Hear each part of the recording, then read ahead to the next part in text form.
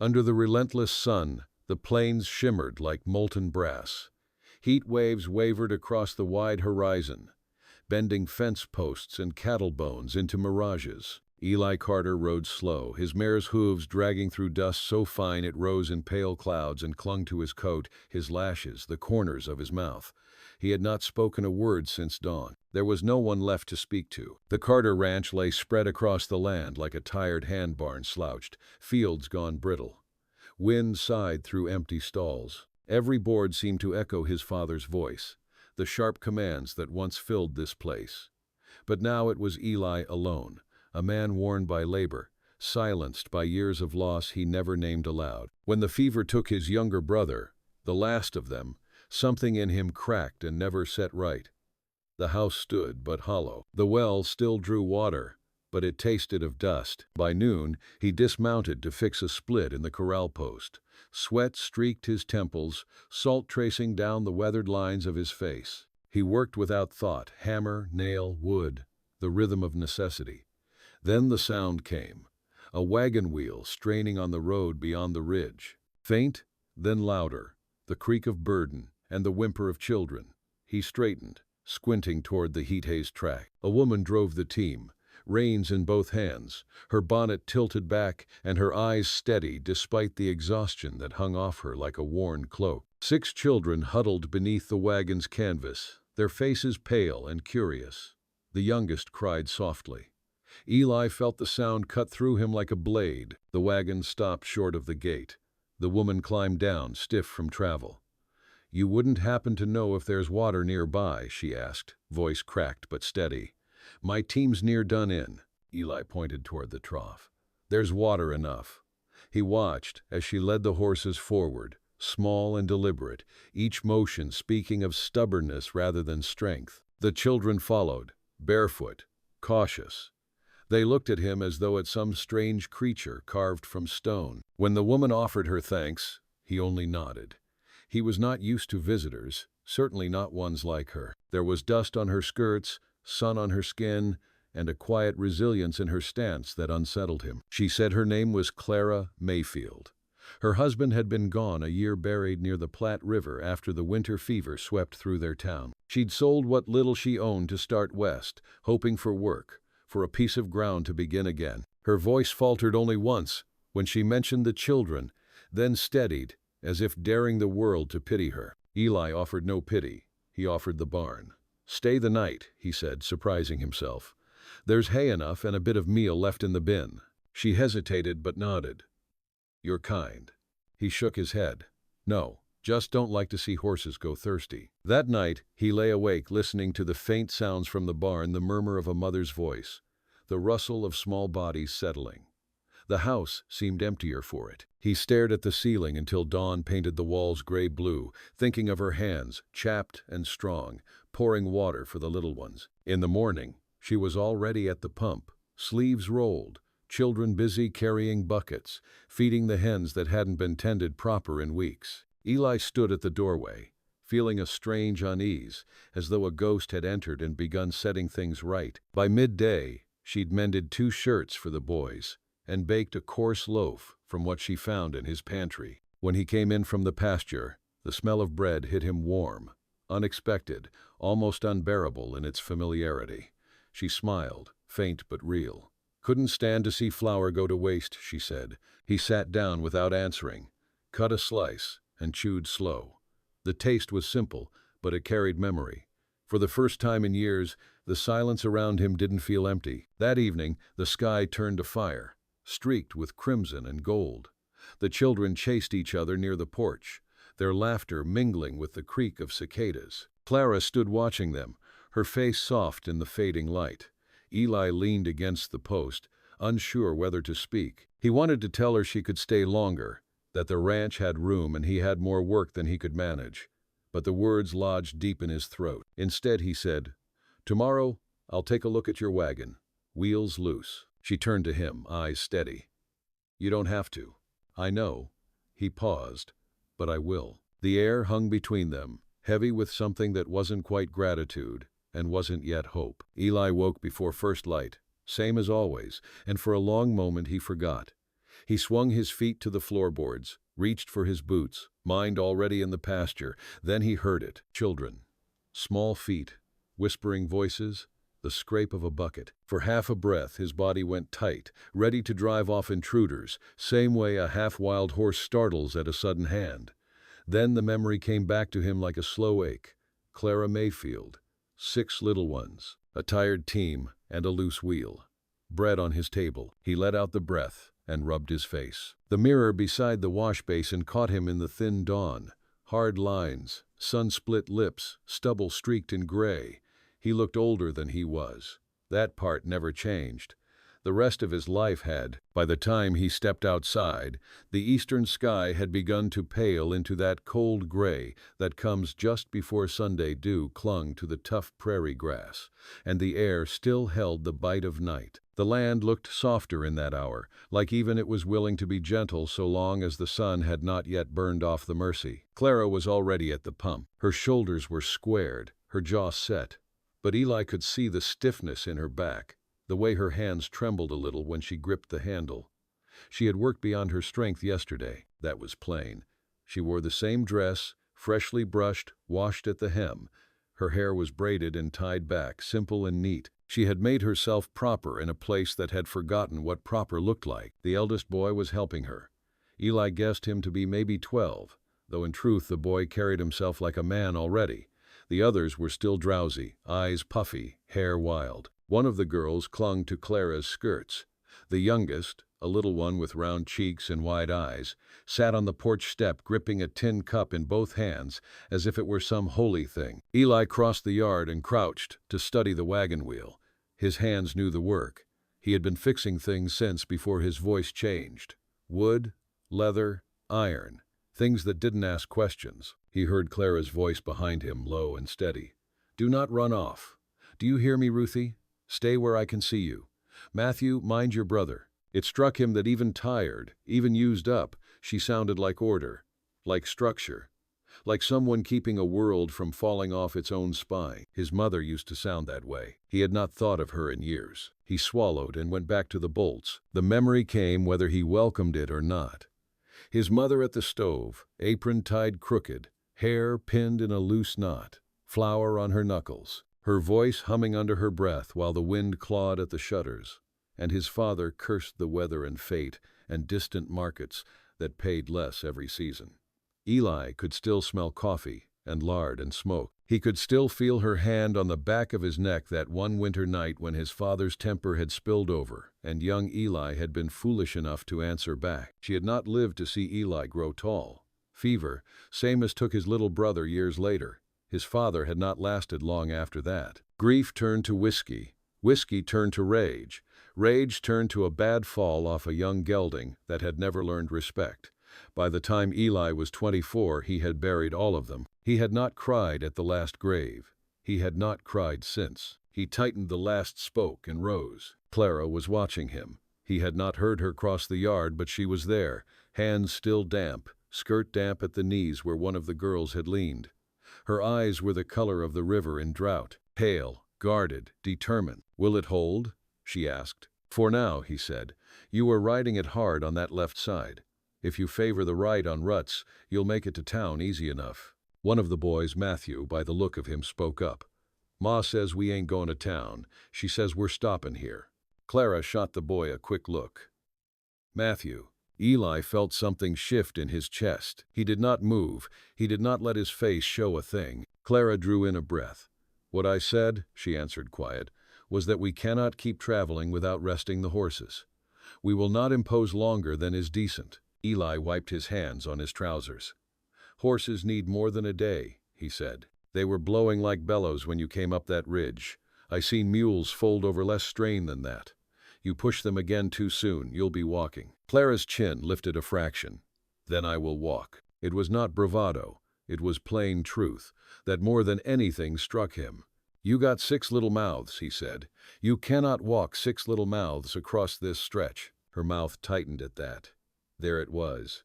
The raw edge under all of it. He had spoken without thinking. He rarely spoke without measuring first. But he found he could not stand to hear her talk about walking away with those children. Not across this country, not in the state she was in. Something in him resisted it, like a body resists a blade. "You can work," he heard himself say. "If that is what you're set on, this place is too much for one man. There's fences to mend and cows to bring in from the north pasture. Got a roof needs patching. I pay fair." Clara let out the faintest sound, almost a laugh but not quite. "You pay." Her eyes flicked over the porch, the peeling paint, the sagging rail, the tired barn. She did not say the rest. She did not need to. Eli's jaw cut. "You'll eat and sleep under roof. Your team'll rest. That is payment enough." Clara studied him a long moment, and he felt that look like heat, weighing him, testing the truth of him. Finally, she nodded once. "For a short while," she said, "until the horses are sound." Something opened then, not wide, a crack in old wood, but air moved through that crack. By afternoon, work had sorted itself without words. Clara washed and mended. The older children hauled and stacked and swept and fetched like they had done it all their lives. The little ones gathered eggs, chased grasshoppers, laughed wherever they were allowed to laugh. Eli found himself moving around them, not through them. He fixed a loose hinge, sharpened his fencing pliers, checked salt blocks out by the east lot. He took the eldest boy, Jacob, with him to ride out and bring in a stray heifer. The boy sat a horse like he had been born on one, careful, quiet, alert. Eli did not ask about their father. He did not have to. Loss had a way of marking people. He could see the mark on all of them. Late in the day, he came back to the house to find Clara standing at his kitchen table, sleeves rolled, forearms dusted with flour. She was cutting dough with the rim of a tin cup, setting each round on a pan. Her hair had come loose at the temples. Strands curled damp against her skin. There was a smear of flour on her cheekbone. The sun through the window lit her in that gold way, softening the edges of everything. The sight hit him hard enough he had to look away. He had lived in hunger so long he had nearly forgotten what hunger felt like. He realized, in that quiet kitchen, that it was not only his belly. The wind rose that evening, sliding over the plains with a low, restless hum. It pressed through the cracks in the old Carter house, rattled the lantern glass, and made the porch boards sigh. Eli sat at the table, his shoulders bowed, eating the biscuits Clara had baked. The room smelled of butter and sage. Across from him, she sipped coffee gone cold, her eyes on the dark window where her reflection hovered faintly, a ghost made of lamplight and memory. The children had fallen quiet in the next room, their breathing soft as leaves in sleep. One had murmured a prayer before drifting off words about their father and a home beyond dust and storms. It stayed with him, that sound. Prayer was something Eli had forgotten the shape of. He shifted, rough fingers tracing the rim of his cup. "They good kids," he said finally. His voice came low, gravel-edged. Clara nodded. "They are," she said, though there was weariness beneath it. "They've learned how to keep still when it's needed. That's a hard lesson." He met her gaze for the first time in hours. "Where were you headed?" "Anywhere that'll have us," she answered simply. "There's talk of land further west cheap, they say, if you've the back to work it. But I don't know. I just couldn't stay where he died." Her voice faltered then, and he looked down. Outside, the wind dragged itself along the eaves like a wounded thing. Eli stood, pushed back his chair. "You can stay here till spring," he said. "If you want. It's no fit road till after thaw." Clara studied him, wary. "I won't have charity." He shook his head. "Ain't charity. It's work. There's stock to mend. Fences need setting. I can't do it alone." Her hands folded over the cup, knuckles pale in the lamplight. "Then I'll earn our keep," she said. And that was how it began, the quiet rhythm of shared labor, the slow uncoiling of silence that two lonely souls carry like a second skin. The days lengthened. The snow that came midwinter lay thin and dry, whispering across the fields like sifted flour. Clara rose before dawn, her breath clouding in the chill air as she set the fire. She learned the patterns of the ranch, the sound of the wind through the cottonwoods, the way the barn door moaned when it caught in frost. She learned Eli's ways too, how he'd tilt his hat to shade his eyes, how he'd never speak more than needed, yet always notice what mattered. He fixed her wagon wheel with care, oiled every bolt, replaced the worn iron rim.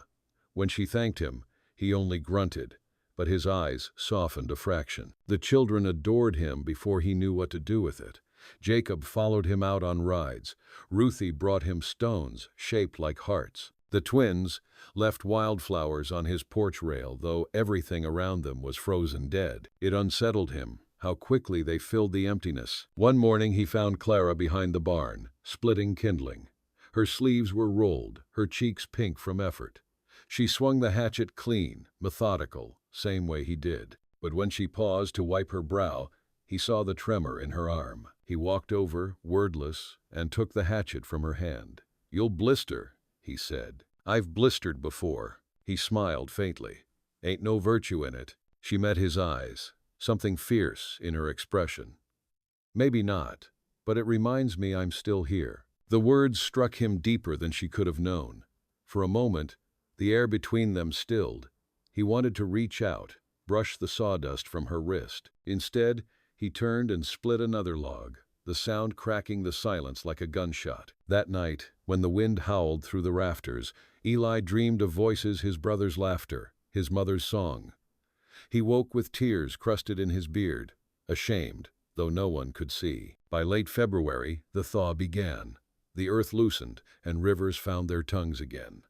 Eli and Clara rode out one morning to drive the cattle from the south pasture. The land smelled of wet clay and sage, and the horizon stretched vast and clean. She rode beside him, posture straight, eyes clear. "You ride well," he said. "I had to learn. My husband Thomas wasn't much for wagons. He said walking was for those without faith." Eli gave a short laugh. "Faith in what?" "In the land," she said, glancing at him. "In starting again." He nodded, though he'd long since given up believing the earth gave anything but work and pain.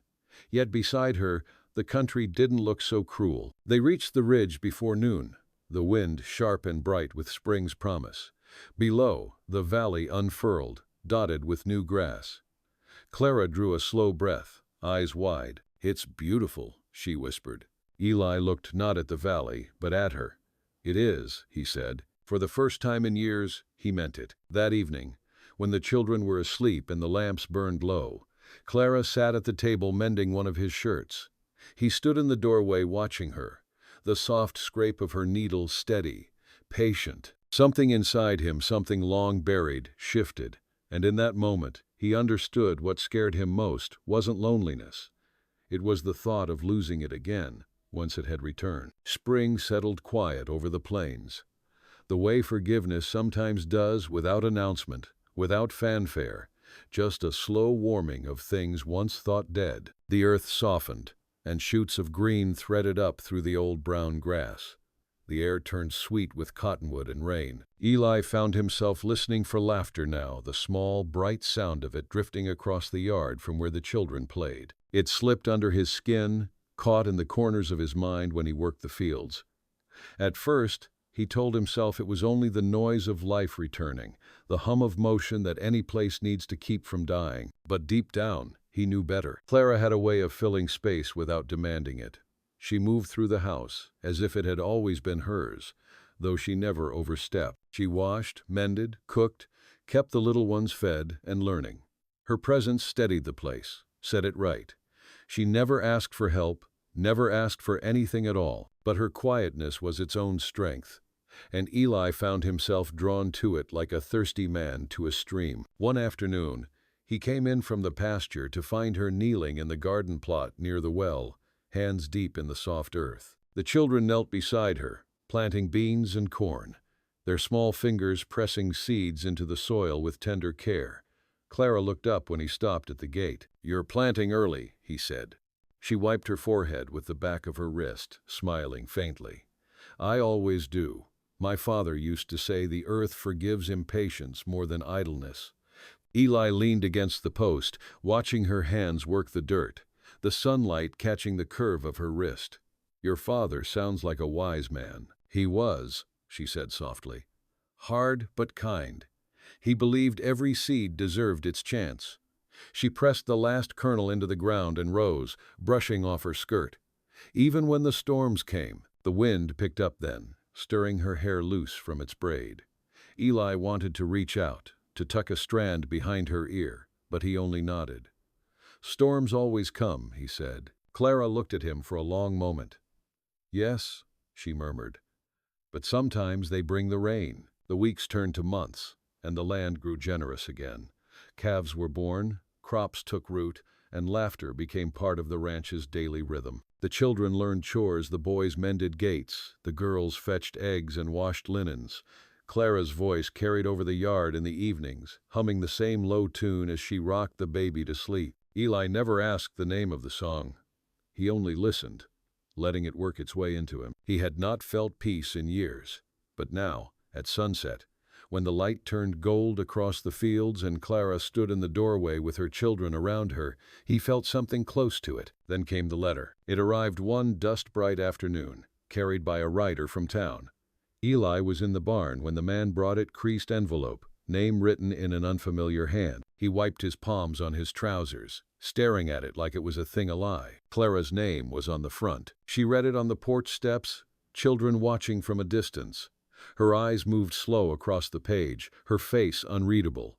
When she finally looked up, the color had drained from her cheeks. Eli waited. "It's from Thomas's brother," she said at last, voice trembling. "He's in Kansas. Says he's found work and a place big enough for all of us. He wants us to come." The silence stretched between them. The air itself seemed to thicken. Eli felt the old loneliness crawl back through the cracks of his ribs. He nodded once, careful to keep his tone even. "You'll go then?" Clara folded the letter, hands shaking. "I don't know. He's blood, but—" She stopped. "The children deserve a home, not borrowed ground." Eli's jaw tightened. "This place isn't borrowed." Her eyes softened. "I didn't mean—" "I know what you meant," he said. His voice was rough, too rough. He turned away, the old ache burning through him. "You do what you have to do." That night, the house felt hollow again. No laughter, no song. Just the wind moaning through the grass and the faint sound of her sobbing once, quiet and broken, before it faded into stillness. Days passed without words. The letter lay folded on the table like a wound that wouldn't close. Eli worked harder, longer, from dawn till after dusk, as if sweat could drive away the thought of her leaving. But every time he returned, the sight of her packing small bundles tore at him, linen folded, shoes repaired, tiny hands holding onto the edge of something they didn't understand. On the fifth morning, he found her at the fence line, looking east. The sky was the pale color of grief. He stopped beside her. "When?" "Tomorrow," she whispered, "if the horses hold." Eli nodded. He wanted to tell her not to go, that the ranch had become more than land since she'd come. But he had no right. He'd built his life on silence, and silence was all he had left to offer. She turned to him then, eyes shining with unshed tears. "You've been good to us," she said, "better than I had any right to hope." He swallowed hard. "Didn't do it for thanks." "I know." They stood there, side by side, the wind tugging at their coats, the horizon wide and empty before them. Somewhere in that emptiness, something broke open, small, quiet, irreversible. "Eli," she said, voice trembling, "if I asked you to tell me not to go, would you?" He looked at her, every word he'd buried pressing against his chest. But when he finally spoke, his voice was barely more than a whisper. "Would you stay if I did?" She didn't answer. The silence between them was the hardest thing he'd ever known. Morning came cold and pale, the kind that hides its sorrow behind fog. The land was still, waiting, as if it too knew someone was leaving. The wagon stood near the porch, freshly mended, the horses harnessed and pawing at the dirt. The children huddled close, quiet in their coats, eyes wide with the solemn weight of farewell. Eli stood by the fence, one hand on the rail. He had not slept. He had not eaten. He had spent the night in the barn, pretending to check the stock, though what he'd really been doing was memorizing the sound of her voice when she said the children's name. Clara came out last, her shawl drawn tight, a single trunk balanced against her hip. She moved with that same quiet grace that had undone him from the first day, the kind born of endurance, not pride. When she reached the wagon, she turned to look at him. "Thank you," she said. Eli nodded. "Safe travels." His voice was dry as dust. She hesitated. "If you ever ride east—" "I won't," he said, too sharp. Then softer, "This land's all I know." She studied him a long time, her eyes full of things neither dared name. Then she climbed up, gathered the reins, and with a soft click of her tongue, the horses moved. The wagon rolled away slow, creaking under its load. Dust rose behind the wheels, curling like smoke. Eli watched until it was just a blur against the horizon, then nothing at all. He stayed there long after, hands gripping the fence, until the cold began to bite through his coat. Inside the house, the quiet was unbearable. The bread on the table had gone stale. The fire had burned down to ash. He walked through the rooms they had filled and found them stripped of sound, stripped of life. Her scent lingered faintly, soap and flour, lavender and rain. He sank into the chair she had mended, bent forward, and let his head fall into his hand. He didn't weep. He only sat, still as stone, while the world went on turning outside. Days passed. The fields called for planting, the calves needed branding, the fences mending. Work was mercy. It filled the hours. He rose before dawn and labored till night, until his hands bled and his body ached enough to drown the hollow inside. But every evening, when the sun slid red behind the ridge, he'd catch himself glancing toward the east road. Weeks turned to months. The spring rains came heavy, washing gullies deep into the pasture. He patched them alone, cursing the storm and the loneliness it brought. Then one morning, when the sky cleared, he found something wedged in the fence line, a ribbon, sun-bleached but still pink. He knew it at once. Ruthie's ribbon. He held it in his palm for a long time, the wind tugging at his hat. Then, without knowing why, he tied it to the post and left it there. It fluttered in the breeze, bright against the brown earth, a small, stubborn piece of color refusing to fade. After that, the land began to feel different again. Softer, maybe. Or maybe it was him. Summer burned hot across the plains, the kind of heat that tests everything alive. Eli worked through it, leaner now, quieter still. But when the evenings came, he sat outside with his pipe and watched the sun bleed into the prairie. Sometimes he thought he heard laughter thin and far off, carried by the wind. Sometimes he thought it was memory. Then one day, a sound rose on the horizon. Hooves, 2 horses. He shaded his eyes. A wagon crested the ridge, smaller this time, lighter, as if carrying less weight. Clara. He thought it was a dream until he saw the dust rise behind her wheels, until he saw the children bigger now, Tanner, waving as the wagon drew near. She stopped before the gate, dismounted, and met his eyes. She looked stronger, tired, yes, but whole. There was no trunk this time, only sacks of grain and a basket of wildflowers resting beside her. He walked toward her, slow, unsure if his legs would hold. "Thought you'd gone for good." "I did," she said softly, "but some places don't let you go easy."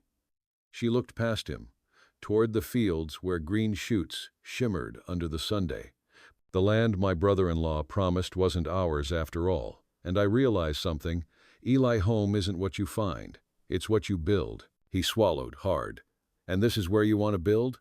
She nodded once. "If you'll have us." For a long moment, neither spoke. The wind moved between them, carrying the scent of dust and new grass. Then Eli reached out and took her hand. It was calloused, warm, steady. "Already due," he said. The children cheered, running toward the porch, their voices filling the yard.